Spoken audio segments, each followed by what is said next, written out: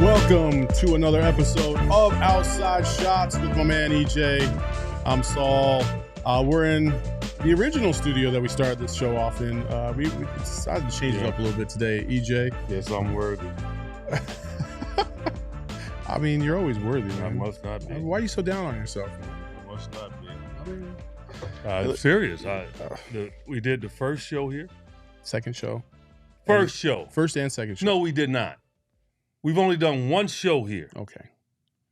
You want to bet? I mean, why is this really like the stand you want to take today? Like, my feelings why are are you hurt. so aggressive about this? Because my feelings are hurt. One, I beat you here. One, I was here before you today. Okay. Two, this is the only time we've been here. I'm very comfortable. People can see my pajamas. This is my pre-Thanksgiving pajama outfit I got on. Okay. Very relaxed. Fair enough. And I feel worthy. I feel worthy that I've been let out of the cave that I'm normally in. And I got all this stuff around me. I guess the company is feeling really good about EJ. Listen, man, I just wanted to switch it up today. That's all. I like the other studio because it's a little bit more intimate. I'm a little closer to you. We can really feel that. We can feel the vibes. Is this the same guy last week when I said getting drilled and he got all upset about it? Now you want to be intimate with me? Oh, listen, my land. What is wrong with you, man? I will say this. You said far worse on the broadcast the other day. I know that. Man. What did I do? What did I say? You don't want me to repeat it. Oh, go ahead. Tell me. I'm going to tell you why. Because it's funny. You say a million words. Like we say a million words here. And sometimes you say stuff that has sexual overtones to it that you're not intending it to come out that way. Of course. But it's just certain words that you say connected with other words that make you very disturbing and nasty. I get it. Yeah. I mean, listen. So what did I say? Listen, back in the 80s or 90s, if you used the term gangbang, it would have been all right. But today it has a different connotation. And so when you say it in the broadcast, everybody's like, pause. What did he just say? Hold up, though. I said gang rebound. No, that's not what you said. Trust me, man. Eric will try to find it. But well, he needs to find it then. Because I thought I said gang rebound. Hey, look, man, I never thought I'd type in Eddie Johnson gangbang into X, but I just did. Oh, anyway, let's talk some basketball. Man, I gotta look that up, man. Eric finds this. I gotta look that up, man. I'm not thinking about you too. I don't believe it. I thought I said gang rebound. No. Really? Yeah. Listen, it was. I think there was several people. Because the guy got on me about it. He said I said gang bang. But I said, no, I know I was talking about gang rebound. Yes. Yeah, rebound is a gang. Yes. And no. I don't see anybody who pulled a video, which is on us. We should have pulled a video. You. No. But there is a tweet that said, did Eddie Johnson refer to a play as a quote, gangbang? Yes. And I responded to the guy. And I responded to him. And I said they need to gang rebound. He tweeted out there that I said gang bang. So he was wrong. I guarantee you I said gang rebound because I know what gang bang means, all right? I'm not dumb. So trust me, that guy was trying to get a laugh. That's all he was trying to do. My goodness. Because you don't think about it. Utah was just killing us on the glass. Yes. And I said, you played the game. You got a gang rebound. Yes. That's what I said. Okay. That guy tweeted out because he's nasty. He's nasty. Okay, well, I'll say this. I have it recorded at home, so I'll watch and I'll hear what you have. Check it out. Let's see. And let's then see you what apologize to me next week. I will. EJ from downtown. Bang! There we go. Mike Breen says it every week. But he doesn't throw gang at the beginning of it. That's okay. It's a different thing, man. All right, let's talk about the in-season tournament. The Suns are now 2-1, and they are ganging up on the rest of the league. And listen, I think it's I love the in-season tournament. We've already talked about that several times, so we don't need to go deep into that. But right now, as it stands, the Suns basically have 4 or 5 teams that they got to compete against for that second or for that at-large bid, because the Lakers in their own division clinched it last night by beating the Utah Jazz. I mean, beating the brakes off the Utah Jazz by like 33 or something like that. So the Lakers are already in. They've already clinched. The Suns are really competing against the Nuggets, the T-Wolves, the Kings, the Pelicans to a certain degree in terms of trying to get into that. Basically, you need the Suns to blow out Memphis as well, just like they basically handled business last night against the Portland Trailblazers. And they got to win by a significant margin in order to have that point differential. Who's in front now with the plus minus? Right now, actually, the Suns would be well. Okay, so you have the Kings and the Timberwolves are both 2-0, but they got to play each other on Friday. So right now they have the Kings slotted as that or the Timberwolves slotted as that 4th team, even though that may or may not exist. So right now on paper, it would be the Suns that have the point differential lead as we speak right now, because one of those. So two we teams need Minnesota to lose. No, you don't. It doesn't really matter if Minnesota or the Kings lose. One of those is going to drop down, and their point differential is not significant enough to overcome the Suns right now. So, but they still have one more game after this. And the Suns, okay. Yes, and the Nuggets are the only the Nuggets are the closest team to the Suns right now. They're at +9. They got the Houston Rockets left. The Nuggets. Okay. And the Rockets have been playing pretty good this year at times. So you don't know which Rocket team is going to show up. So I can see the Nuggets winning by 20. I can see them winning a tight one.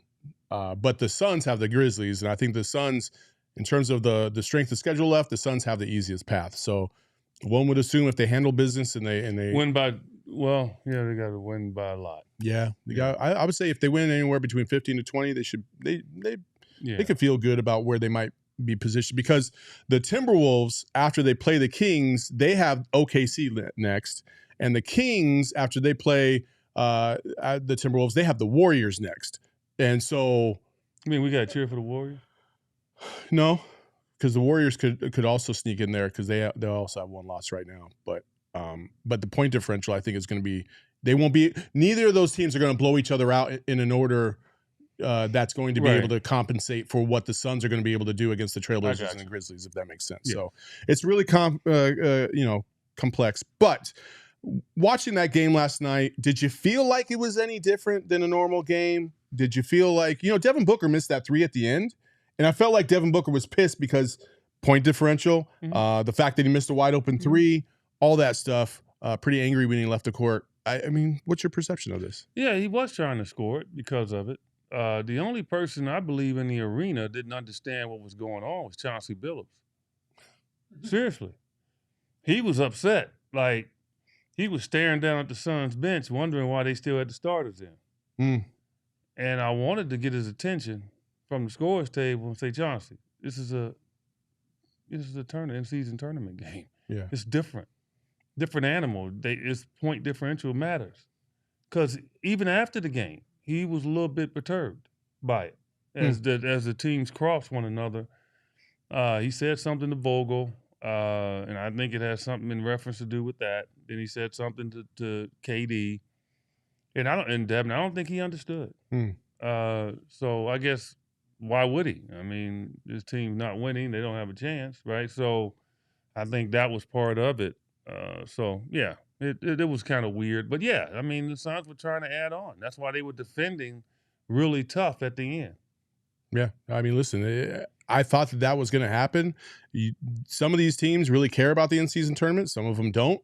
I think the ones that don't feel like they never had a shot to win it in the first place. Exactly. You know what I mean? But the ones that are still in it and they feel like they have a chance, they're playing hard. I feel like and listen, Gerald Bourguet tweeted out that the numbers don't lie. The games and the intensity of the games and really the closeness of the games have been far closer than your normal regular season games, especially in November.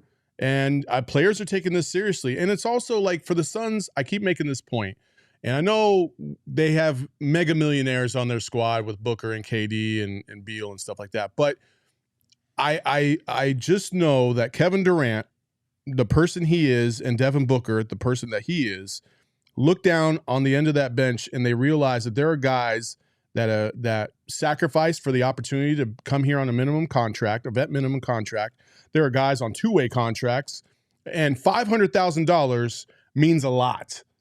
And there's support staff, guys that don't make a ton of money, that do a lot of ancillary things, always available 24 hours for these players to be able to get them in the great frame of mind and obviously great health to be able to go out and play this game. And so it's for those two. Like at the end of a year when you get your playoff share, you vote, for security people. You can vote for, the janitorial services in the arena. Whatever it is, you share the playoff So everybody money. gets a piece of the pie. Yes. And so you vote on that after every year. And then so you think about it, $500,000, say if, I'm not trying to spend Devin and KD's money, but who knows what they would do if the Suns won that in regards to, giving people an opportunity that really help them and support them. So that's how it goes. For those of you who don't understand what he's talking about, like for instance, the Diamondbacks made it to the World Series, right? And because they were the runner-up in the World Series, they got 71 shares at 300 and something thousand change each, right? So those 71 shares, basically each player is going to get a full share. And then the team can vote. I think the players and the staff get to vote on the remaining shares, how those are going to be divvied up, and who gets those remaining shares as well. Well, part of their share, to be quite honest. So it's really like if they get 370, what you said, then it might go down to 300. Yeah. Like, so it's they vote on how much they want to put back in the pot for the other people, and that turns into shares for them. And it's not all proportionate. It's not all equal. For sure. Some will get more than others. And listen, and when you're talking about, the players, it might not mean that much because a lot of them make pretty good money. But when you're talking about, like you said, the staff, when you're talking like the PR team, when you're talking about all these people that make the game day experience and the Suns operation just move on a day-to-day basis. We travel with about 65. There you go. Like that, listen, $50,000, $20,000, hey, that's all significant. I mean, that is a big deal. So EJ would want some of that. If I was on the team, what do you mean? I'm ancillary. So again, like I don't think everybody realizes that fact. They just see like, these are just in-season tournament games. They don't matter. No, they do matter. They do matter a lot because when money's on the line, it matters. And especially when it matters to everybody outside of the big dogs that are making, $40 million a year. Like it does matter. So I love the in-season tournament. I've been a proponent of it since day one. And I think I said it last night, when we get to that Final Four in Vegas and you have 4 different fan sections of the arena, it's going to feel like it's a college atmosphere. You're going to be rooting for your team. I'm sure there's going to be some chanting. Like it's going to be a fun ass atmosphere. A college type atmosphere. Exactly. And I don't know why that's when the players will fall in love with it. Exactly. And I think that's when the public will start to realize like, oh, maybe we had this wrong for anybody that wasn't on board already. So I'm excited for it. Yeah, you're going to be there, huh? I'm going to try. You don't even have a hotel room. The problem is the 9th is my anniversary, and I gotta go to Disneyland with my wife. So, you know how that goes. No, how does that go? I mean, you listen to what she wants to do. Let me ask you a question. 2 things.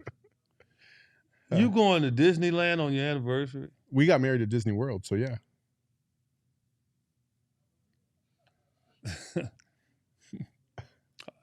I mean, Eddie, watch your mouth. Watch your mouth. Fine. Because you want the missus to come to the studio. It's a good memory. I mean, I get it. It's a good memory. But, I mean, you got all these nice romantic places to go to. Oh, you go to Disneyland. You have it wrong. You have it wrong. I'm just saying, you go get on Small World? No. Y'all gonna go out to the park and both y'all get on? It's a small world after. Is that you gonna get on? I mean, we get on all the rides, man. Really? So big grown man Man, ride small hey, world. listen, man.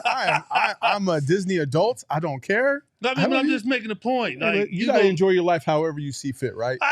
Can you imagine Saul like in the small world ride with all the little kids? See, With all the little kids. with my wife. Little kid, No, you it's and your just wife you, on the Saul. ride with small world with all the Typically, kids. the little kids don't even like the small world. It's usually the adults, the older people. Oh, please. I couldn't stand it at the about. I mean, I wrote that thing so much, I was singing that thing for 2 weeks. Please. So you've written it. Well, I had kids, of course. But I didn't, you go in there on your anniversary, you can switch up a little bit, man. I mean that's what the wife wants. That's what the wife gets. Okay, all right. All Well, right. I guess she going to Disneyland because see, I could make a joke there. I don't know where you're gonna go with that. I think you should make the joke. It's not Disneyland, I guess, everywhere else. I guess. I don't know. Okay. I don't even know where to go with that. I don't even know where to go with that. I mean, listen. Listen. Listen. My home life is fantastic. My wife is perfectly happy with the situation. I'm sure she is has happy with you. You're a very nice man. You're a very nice. And you know who else is a nice man? Kevin Durant. Kevin Durant is a nice man. Yeah. Taking selfies with the fans and correcting their selfies and helping them out in that arena. But also, you okay? Kevin Durant, yes. Kevin Durant is one of the most efficient shooters, and we're seeing him play at a crazy level right now. He and Devin. Yeah, for sure. But Kevin Durant is shooting over 50% from three right now. We actually have a graphic of the consecutive 25-point games in franchise history. Right now, Kevin Durant is actually over 14, is he not? Because we've played 14 games, 8-6. That's 14 games in a row with 25 plus. And then Golden State, his longest streak was only 10. Brooklyn, 18. Oklahoma City, for a half a season, he had at least 25 points or more in 41 straight games. That is incredible. You're sitting courtside and you're watching him in person. Mm-hmm. What makes Kevin Durant how does Kevin Durant make the game look so damn easy? Look, I fell in love with Kevin Durant when he won his MVP and his speech about his mom. Mm-hmm. He knows this. I told him this years ago. I would go out of my way to even go in the locker room just to greet him. He had become one of my favorite players even before he came here. I think along the way, obviously, he and I hit a little wall because I didn't agree with him leaving OKC. I didn't agree. I hated the fact that he went to Golden State, and not because of anything else other than I wanted him to beat him. Mm-hmm. And so I followed his whole career, man. And I've watched him. I've watched tons of his games. If he's on TV, I've watched him. Whether he was in OKC, whether he was in Golden State, whether he was in Brooklyn. He is just he's must-watch TV. If you are a basketball player, and this is just a basketball player, people, not NBA player, just people that love basketball, and you love the nuances of somebody, how they attacks people, how they score, strategically, how they place themselves, just all of that. And then add in the fact that he's virtually 7 foot tall and moves like a guard. You just get enamored with just watching him play. Mm-hmm. And for me to be able to call games now and watch him play, I look forward to actually going to the games to watch him perform, to watch Devin perform. To me, for me being an offensive player, I just enjoy it, man, because I see it. And they do so many things that I could not do. And just to see how they're just virtuosos out there. They're like dancers, man. And it's just beautiful to see. And both of them, man, they are the best. They're the top efficient players in the NBA. They rarely take bad shots. Yeah. And you don't see too many stars. Like, people always want to, and we miss Kobe dearly. Kobe was a bad shot taker, man. Yeah. Like, just put it where it is. It has nothing to do with Kobe the person. Oh, my God. I think he was the smartest NBA player I've ever seen, Kobe Bryant. Literally. Yeah. I've seen him give speeches, man, when he was alive. And, man, I'm telling you, I would just be mesmerized. And what a tremendous speaker he was. But he was a bad shot taker. Michael Jordan was a bad shot taker. Like, yeah, Michael Jordan's the greatest scorer ever to me, in that regard. If he had stayed healthy, he would be over close to 40,000 like LeBron. But they took bad shots. Kevin Durant and Devin Booker don't. Like, they are efficient to the max. And it's just, to me, it's just beautiful to see, man. Like, I took bad shots. So I'm not going to be a hypocrite. Yeah. Trust me, I think I'm top, 15 or 16 maybe, all time in shots attempted. People don't know that. I'm up there. I don't know where I am now, but when I retired, I was like top 15. Yeah. I took some bad shots. I'm not going to deny that, right? Sure. But these two dudes, they don't. Like, they always on balance, man. And KD's off balance. His on balance looks off balance. But he's on balance. One-legged shots, all of this stuff, man. And it's just great to call games, man, and just be able to watch them operate. It's just, it's a relentless effort to, like, dominate you. Yeah. And it's just beautiful to see. I think, when KD first got here, I don't think, if you don't watch KD on a day-to-day basis and you just see it from afar, I don't think you truly can appreciate everything that he brings to the game on a day-to-day basis. Right. As the season has gone on, last year even, it was kind of hard to judge him because he got here at the end of the season. He only had 10 games with the team. Then they got into the playoffs, and the playoffs are a different animal completely. It didn't look like he was 100% comfortable. He was still averaging over 27 a game in the playoffs, even with that uncomfortability, right? Then you get to this season, and the beginning of the season, he's getting double, triple teamed. These guys like Devin Booker's jumping in, he's helping out and stuff, and that frees up a little bit of space. But Kevin Durant, I mean, I don't think I've ever seen a player that I felt was so automatic shooting like Kevin Durant in basketball, like ever. Automatic, man. Yeah. Like, every time he goes up to shoot, you just believe it's going in. And you're surprised when he misses. Right. And last year, obviously, he had his adjustments he had to make. He had the injury and all of that. And no way, and he admitted that he didn't shoot the ball well against Denver in that series. And obviously, he was going through a lot of adjustments. And he talked about that, too, last night on the interview, where he said, now, last year he kind of force-fed a lot of stuff. He was trying to find his way.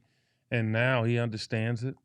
He's got players that understand where he is and to get space from him and allow him to operate. Because if he does get doubled or if he sees somebody with an extra shot, he'll do it. Like, he had a wide open 3 last night. Portland was trying to make a run, threw it right over to Nas Little, knocked it down. Like, I mean, he only averages like 17 shots a game for his career. He is worthy to take more. Like, for me, I look at it like this.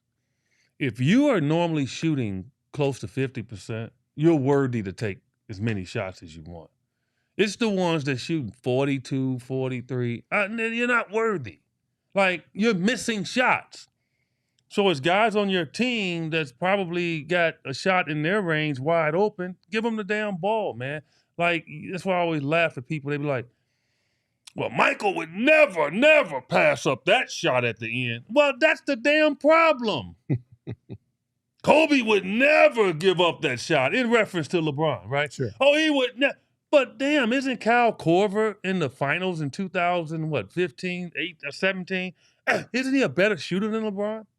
Isn't that why they paid Kyle Korver? Was to shoot? Yeah.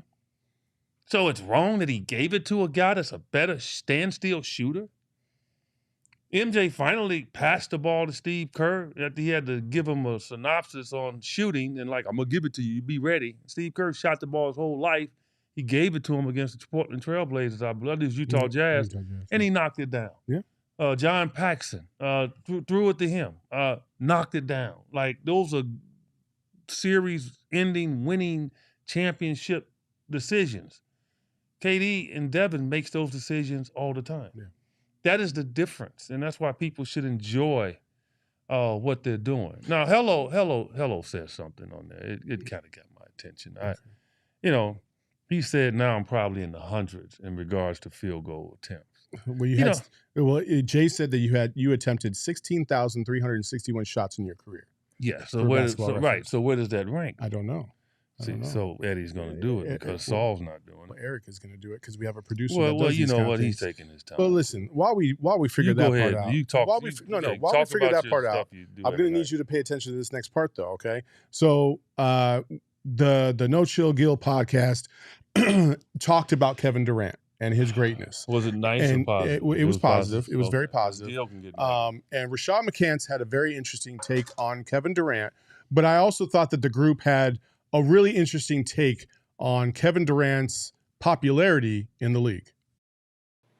I think that the real hoopers know that Kevin Durant is going to go down as a better basketball player than LeBron. At the end of the road, not right now. But promotion, if you look at Steph, LeBron, and KD, the promotion between Steph and LeBron is here. Mm-hmm. KD's here.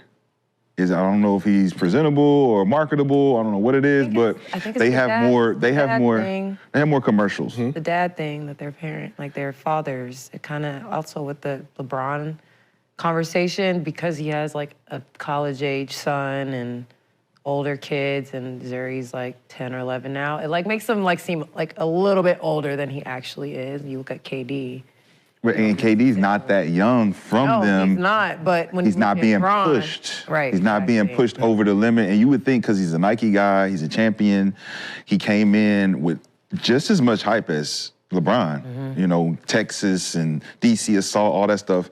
It's like, well, why is KD not being seen as top 3 all time? Because the media killed off the legacy when he left. That's fucked up. When he went to that's fucked up. Golden State? Because he could have eclipsed LeBron maybe 4 years ago. But just like LeBron got clipped when he went to Miami. Yeah. Very interesting points in terms of the popularity of Kevin Durant nationally and worldwide compared to the other two that I mentioned in LeBron and Steph. I've always viewed Kevin Durant and wondered the same thing. Why is he not more highly regarded amongst promotional circles than LeBron and Steph? Maybe you have a perspective that you can share as to why. Well, first of all, it's just timing. It's just position. It's just character. Like, Madison Avenue, a lot of times they don't look at your stats and say, okay, this is why we're going to anoint this person and give them commercials. Mm-hmm. They look at what? Your character. Like, Shaq is on every damn commercial. And it's not because of his stats. No. It's because of what? His personality, crazy. Charles, he getting ready to some show on CNN. They call it King Charles now, Gayle King and Charles. Where he's not even talking basketball. He's talking politics. Mm-hmm. Charles, different animal. Like, I've seen Charles say stuff to people that if I had said it, I'd be in jail. Like, Charles has favor. It's just some people are just attracted to others. You have singers that take off, and we wonder, how in the hell is that singer popular? Yeah. It has nothing to do with what you are doing in your job. And so that's how I would look at that. But I would also say, I don't think KD cares. No. Like that, and that's part of it too. Because if he was really worried about that stuff, like being on talk shows and having tons of commercials, I think he would go out of his way to make sure that, okay, let me change this dynamic. Mm-hmm.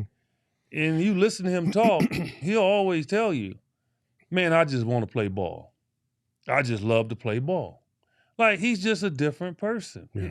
KD, and it's like, okay, what's the popularity thing? What KD eventually is probably going to be a billionaire. Yeah. Okay, so LeBron's a billionaire. Steph close to being a billionaire.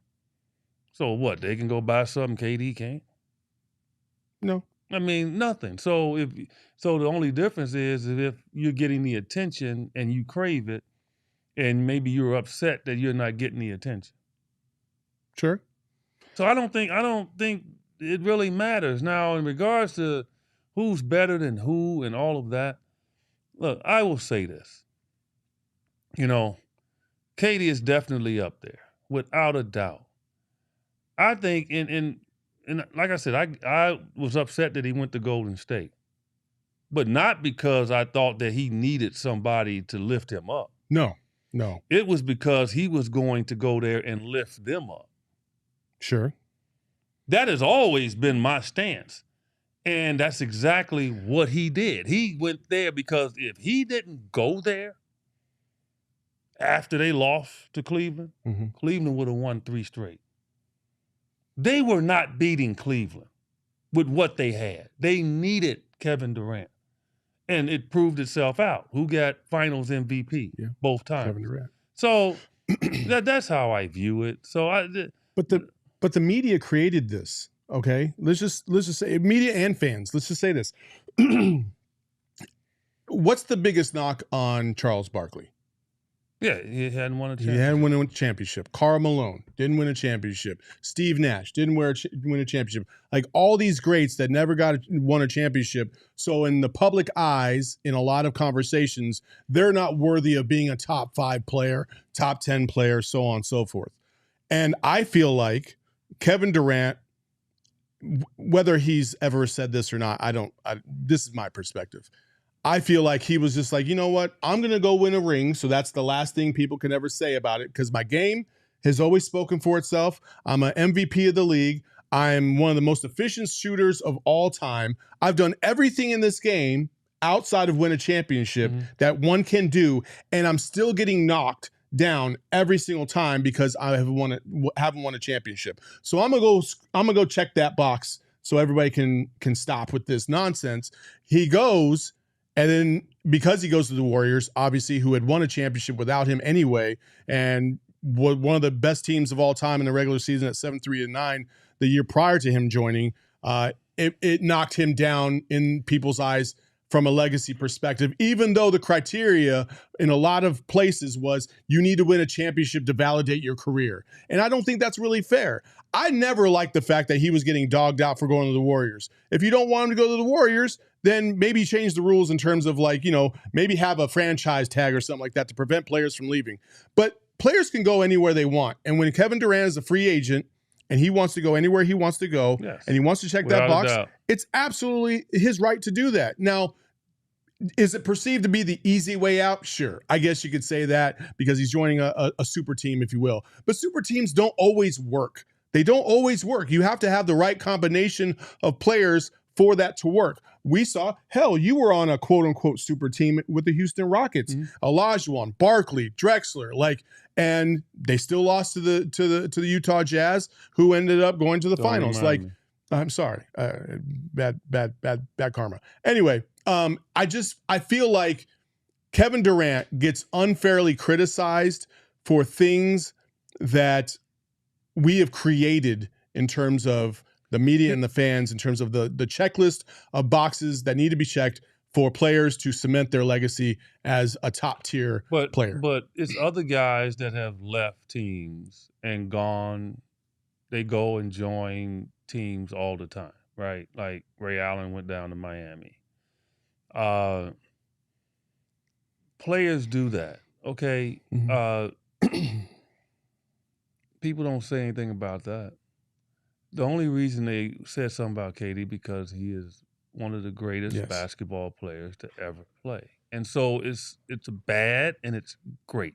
It's, you know what I'm saying? It's like, it's not like the vitriol that he got, from OKC fans or a little bit like that. The reason why is because, like anything else, you lose a significant other, she leaves you, or whatever it goes, you break up, right? You start calling names and all of that. The only reason you're doing that is because you love her, you miss her. Like, you don't want to lose that. Yeah. So it's like, is good and bad in both of those things. Like some people leave and they like, bye. Mhm. You know, what? Okay, bye. So I think, you know, I'm sure Kevin looked at it this way too. It's like, I know they miss me. You know, Yeah. I mean, I kind of understand why they might be a little upset. And that's just the position that he was in. But again, when he went there and he won Finals MVP 2 straight years, and the big shots that he hit to win, like all it did for me, it justified what I knew was going to happen. Like I knew they were going to win. Yeah. Because I knew if they did not get him, Cleveland would have beaten Golden State. They were not beating Cleveland again. They had to go get better, and that's why Draymond, you know, I don't know how true it is, but in the parking lot calling up KD in the parking lot saying, man, come on, please come join us. Because they knew. Yeah.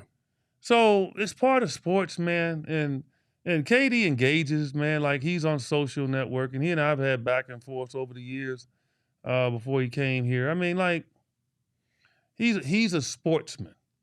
Like, he's more of a sportsman than probably any star in the game. Like, you know, and he has his other stuff. Come on, he has his media companies. He does. He's very active in what he does.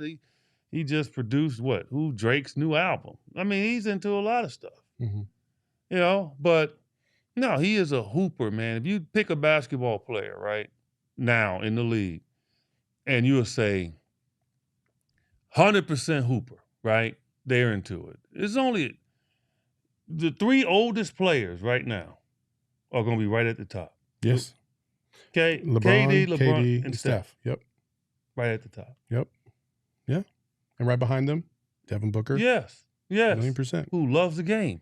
And so, you know, that's how you look at it, man. And like I said, I don't think he cares. I think Kevin Durant knows he's one of the greatest basketball players ever. He just passed Elvin Hayes, man. Like he's gonna get 30,000, way over 30,000 points in his career. He's gonna be, you know, if he didn't have the injury, he would definitely. I thought personally, LeBron was gonna break it, and then KD was gonna catch LeBron.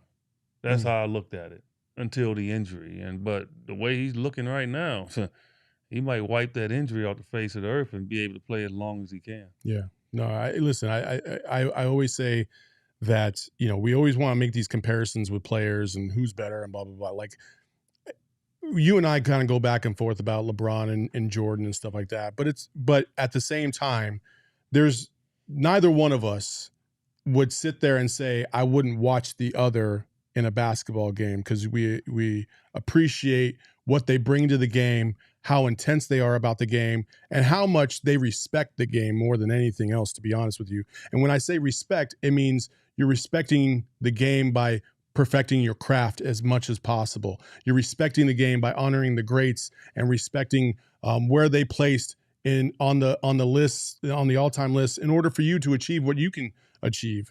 Laying the path forward, like they respect all of that, and I that's what I love about all these great players. Kevin Durant is definitely no exception, and Kevin Durant is great in a lot of different facets. Like he's a big time investor.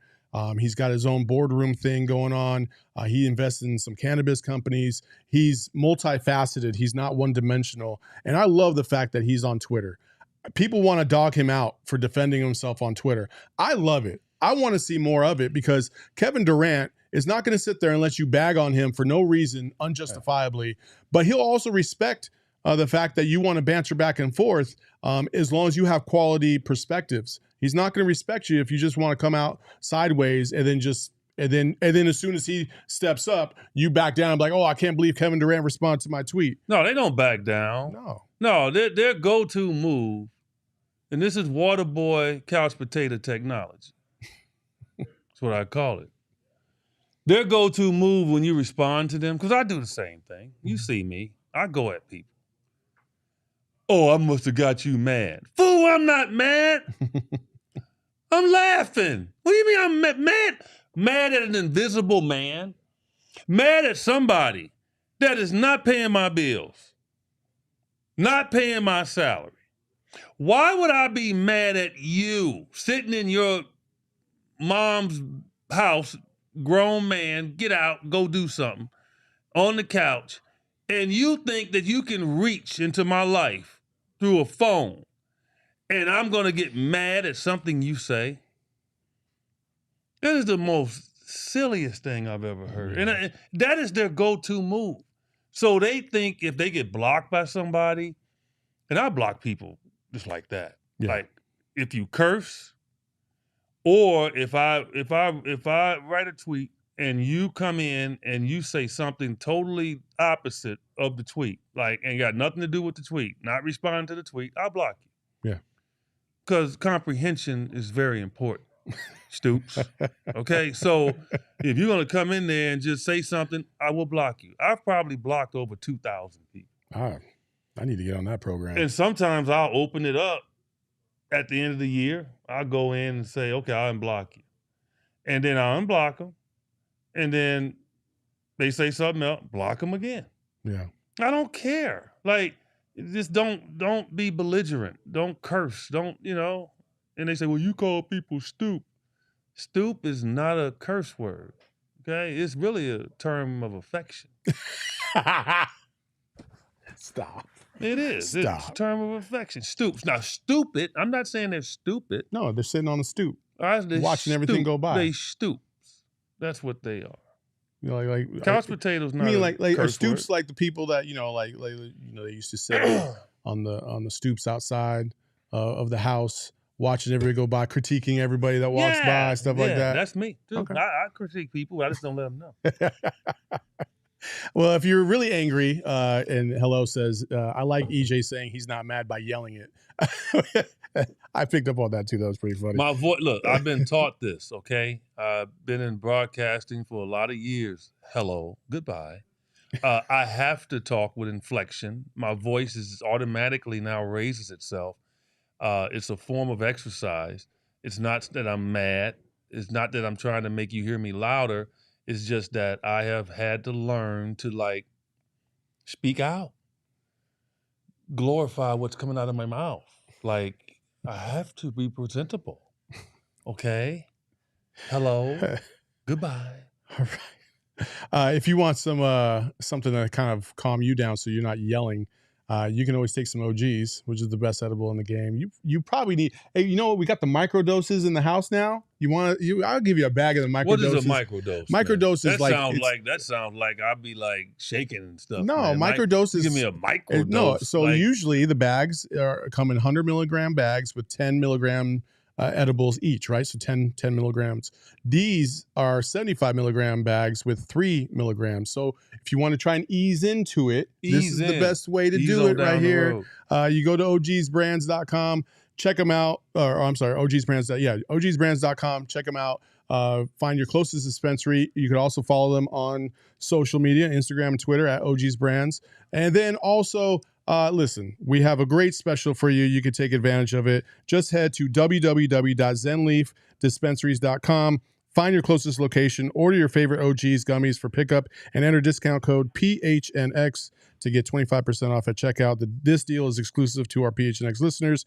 And reminder, it's available only for online pickup orders. Discount code PHNX is active until November 30th. And remember, you must be 21 or over to enjoy. And once you take that OG's, you need to head over to Burrito Express because you're probably going to have a little bit of the munchies. You might as well go ahead and get some of the best burritos here in the Valley. Why don't I go get an old Chevy, man, and put some shot and ride around the street with it too? Then I mean, why don't I put a hat on, put it down here sideways like that too? I mean, what else do I need? I need to get a pink shirt too with some. Why don't I just go get some gold teeth and put those on? What does that even mean? I mean, come on, man. I mean. Where are you going with this? I'm just saying, man. I don't want to be hungry. I don't want to get overweight if I'm doing them. Okay, you don't have to. Well, you said I'm going to be hungry. You might be hungry. A microdose ain't going to make you hungry, man, first of all. It'll probably chill you out. I'm trying to stay slender, I wish man. sometimes you took a little bit of an OG's. You come in here hot every day. And I'm like, bro, how do you wake up like this? Something you do that bothers. You know that people have pet peeves about people. Huh? You know what my pet peeve with this dude is? He calls himself an athlete, right? That's what he calls himself. No, I don't. You say you used to be. You I had used jump to shot. play back in Yeah. the day. Yes. Yeah. Okay. Right. And This dude sits the entire show, and he has his leg crossed up here like a gymnast. Like, you know what that tells me? You know what that tells me, people? He got good knees, new knees. Like, there's no way I can sit up here and cross my legs. That's non-athletic knees. See, athletic knees is how I sit. Like, I'm always doing this, stretching them. You know, I can't bend them. This dude sit on the airplane, he can sit in the bulkhead. You know how you get on the airplane, the bulkhead, like, you sitting in your chair, and the bulkhead just comes right there, down the wall. I mean, you just like a sardine in there. He could probably sit on an airplane and have his knees bent for a 5-hour flight. Can you? Without having to stretch your legs. no. I'm sorry, I have hip flexibility, EJ. That's not my problem, okay? Maybe I have hip flexibility. I had a because you go torn to Disneyland ACL. and ride the little kitty ride. all the time, No. Swinging around. Listen, you were fortunate enough to not have to have ACL surgery on any one of your I had a knees. quad tendon repair, which is worse than an ACL. Okay, all right. Well, good for you, EJ. I've had a meniscus repair on my left knee playing basketball. I've had an ACL repair on my right knee playing basketball. Don't sit there and tell me that because I could cross my fucking legs that means I never played the game, look. or I'm not an athlete, or I'm not athletic Man, you in any look way. like a back catcher, man. I don't You care. could have been a I back don't catcher care. right now. I can You still got them good play. knees, man. That makes me mad looking at you. I applaud you. You got good knees. You probably go out in the yard and garden and just be bent down on the ground with your knees bent. I guarantee you. Yeah, I guarantee you, if you ever talked to my wife and you told her I have good knees, she'd be like, you should see him try to like squat. I can't squat for shit. My flexibility to squat is like Look, seriously, horrible. You're getting a little disturbing. Oh my you God. get on me about saying the word gangbang, and you are giving references that's really disturbing today. Well, I can't squat. Just let it go. Yeah, I'm stiff. A little disturbing. Anyway, go to Burrito Express and grab yourself a burrito. You can follow them on Twitter at Burrito Express. I'm gonna do some OGs with you one day. Listen, man, I'm all for it. We gotta do it on the show though. Oh, well, okay, yeah, all right, man. All right. I don't want you to get fired though. How am I gonna get fired? I don't know. Do they have drug testing over at the Suns? No, they don't drug test anymore. I mean, they don't drug test Not the until players. now. Well, there you go. There you go. Maybe we'll just have a I might special go crazy, man. OG's episode. I've never put anything like that in my body in my entire life. I might turn into a psycho on this show. Listen, man, this isn't like man. I feel like you think this is gonna be like New Jack City. I don't know, man. Look, It's not like I don't know, man. I might turn into Nino. It might help your knees. it might. There you go. You might be able to be a little bit more flexible if you just let yourself go a little bit there. EJ. That's why Saul can cross his There you legs. go. I'm relaxed. I'm He got relaxed. little legs though. Anyway, that's why he's cross. All right. Let's move on to the next topic. And this is I'm really looking forward to this one. So there was a Reddit user that needs some help. And so EJ, I wanted you to give your perspective on this. And it says, my boyfriend and I got together pretty recently. It's been only 15 days after knowing each other for 2 months and 2.5 months. When we first started talking, all he did was talk about Devin Booker, who is a player for the Phoenix Suns basketball team, and also about Drake. For this, we would listen to Drake's songs for 3 hours straight. I thought I could be okay with his interest in both of them, since everyone has their own interest in things. But recently, I've noticed that he can't go 5 minutes without mentioning Devin Booker. For example, we're eating ice cream, and out of nowhere, he asked me, do you think Devin Booker likes chocolate ice cream? Or we're on the phone and we've gotten quiet for a bit, and then he hits me with, do you think Devin Booker is asleep right now? I just laugh it off and say, I have no idea, but all I'm thinking about inside is how can you switch that interest you have in them to me, or at least talk more about yourself. I'm stumped on how to even bring it up to him. I'm able to play it I'm able to play a bit more of my songs in the car when we go out without him commenting on them, but or complaining that he needs to more Drake in the car. The thing is, I have fun and enjoy our time together when he isn't talking about them. He's a really sweet guy, and I just want to ask him if he can tone it down a bit without sounding rude. EJ, EJ, what kind of advice do you have for this young lady to get over, to bring up this topic about fantasizing or ruminating on Devin Booker and Drake all the time? I think because of my rant, was it last week? I think people think now I'm like kind of love doctor. Love doctor. Yeah, right I'm kind of like the love doctor now. Well,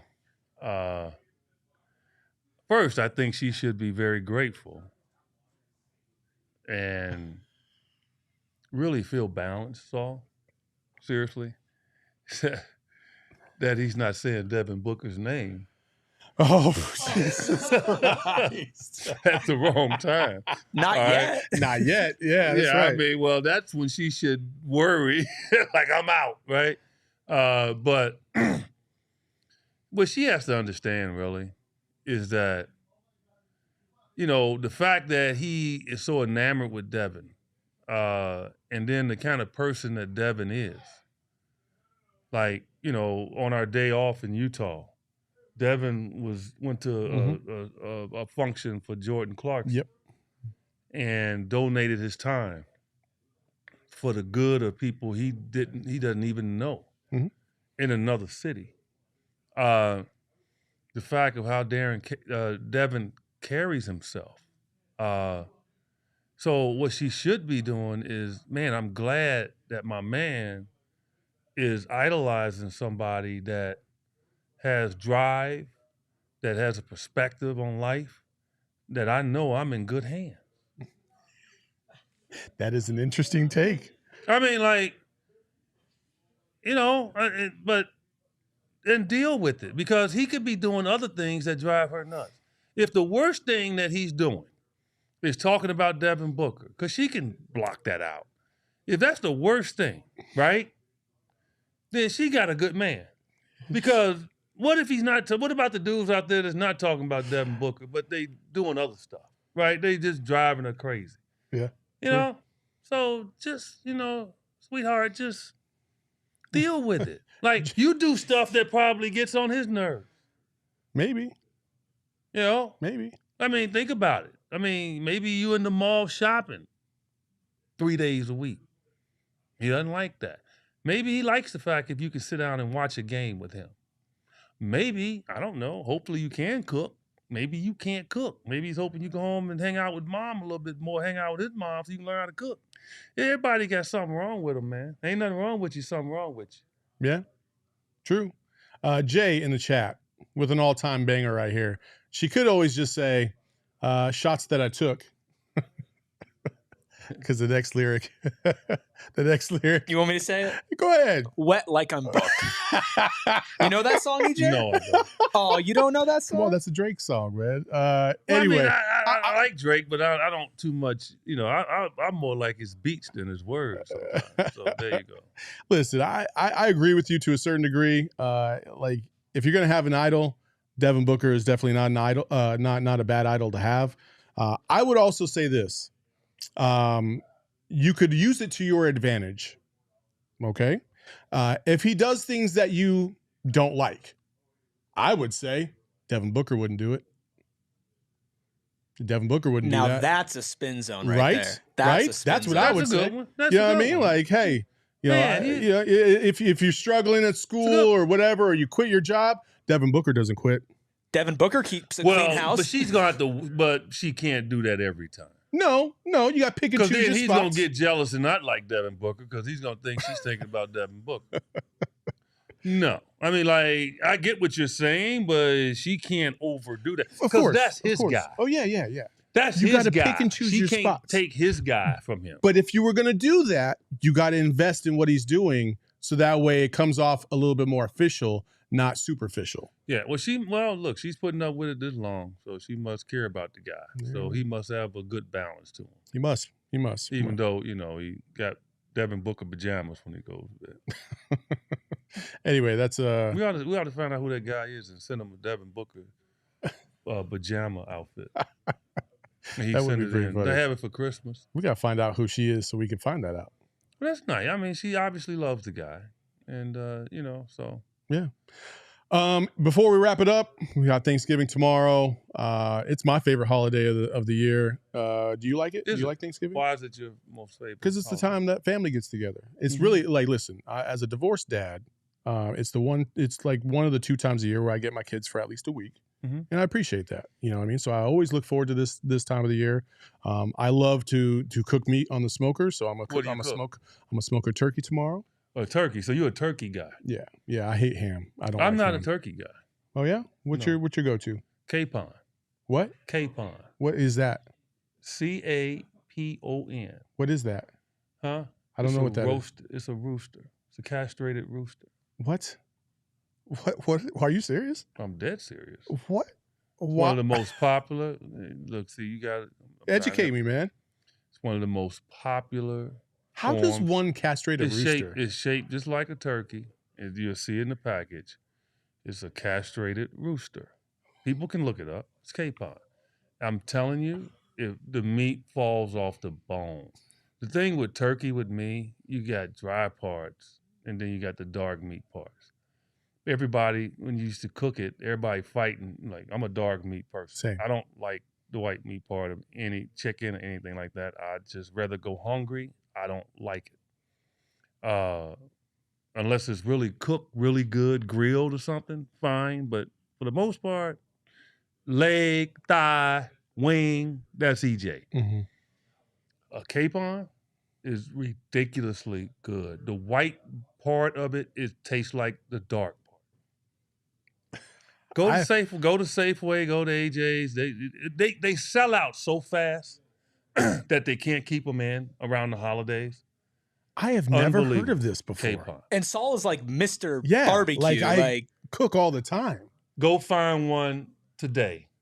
And if you cook it alongside the turkey, okay, I guarantee you, people will eat the capon more than the turkey. And they just have this at like Safeway? No, it's a Fry's. It's probably at Fry's too, but you got to go find it. You call the store and see if they have them in stock. I mean, but they just have it at the grocery store. Yes. I don't know. I feel like if I walked up to somebody and said, "Hey, where's the capon?" They I feel would like be you set like, me up for failure. Like you just want me to go to the store and ask for this. I could have my wife send us the picture right now of it. It's right in the sink. No. Okay. I am telling you, it is unbelievable for you people out there. If you go do it, go find capon, CAPON. All right? And when you cook it, you're going to thank EJ. Okay. All right. But then back to Thanksgiving. I agree with you totally. I don't know if it's my favorite holiday, but I'm a history major, so I get caught up in the history perspective of everything, when it comes to holidays sometimes. But the reason behind it, I'm totally 100% on board. You give thanks for everything in your life, not just, what you have gotten, but the people that have allowed you to be in the position that you're in. Just thankful for all our viewers that tune in every week. This show wouldn't go if it wasn't for you. It's just everything. You just want to reward your friends and think about all the opportunities that you've had that you probably would not have if it wasn't for other people to help you be in that position. And then, the cooking part. Like, I'm telling you, my Thanksgiving is my best meal, without a doubt. Thanksgiving and Christmas, my best meals, because I'll eat leftovers after Thursday for the next week. Yeah. So I love it. It's my favorite holiday. Like my Aunt Lucy used to cook collard greens from scratch. She would grow the greens in the backyard. Like, she was hardcore about it, and it was like that was a labor of love because those collard greens don't cook in a minute or an hour. Like, it takes all day to break those things down, and they were just the tastiest part of the whole meal. It's my favorite part, but I also just remember all the family getting around and just having a good time and embracing the day and the spirit of the day, along with, like you said, being thankful for everything that we have. all the people that work here and grind day in, day out. Eric behind the smack right now. He's new. He's seeing it for this last month, and it's been fantastic to see everybody kind of grow together and then go out into the community and do different things. You're doing your helping hands for single mothers. We were doing some give back in terms of fundraising for the Ryan House and stuff like that. And it's just like you appreciate all the things that you have in life while thanking everybody for the support they continue to give you and the support that you try to give back to them. And so we appreciate all of you watching this show. EJ and I really love doing this every single week, despite the banter. And despite, I know you all, look, we work together, and you probably think I don't like them. You're right. But, we make it work. Make it work. The first thing, so before I ever had a single word to say to Eddie, the first thing I was talking to Lindsay, and I said, "What's EJ like?" She said, "Well, EJ's one of those guys that if he doesn't make fun of you, he probably doesn't like you." And I was like, "Oh, okay." And since that day, I feel like EJ's been on my ass, so that's pretty cool. I'll take it. So that's it. Appreciate you all for joining us on a day before Thanksgiving. Thank you for much. Hit the like button before you take off. We appreciate you. Follow us at PHNX Suns and follow him on Twitter at JumpShot8. Happy Thanksgiving, everybody. And also, you can listen to a Sirius Satellite Radio show, the NBA Today show on Sirius Satellite Radio. I got it right. There you go. Got it right. Boom. You can follow me on Twitter as well, at Saul_Bookman. Until next time, happy Thanksgiving. Peace.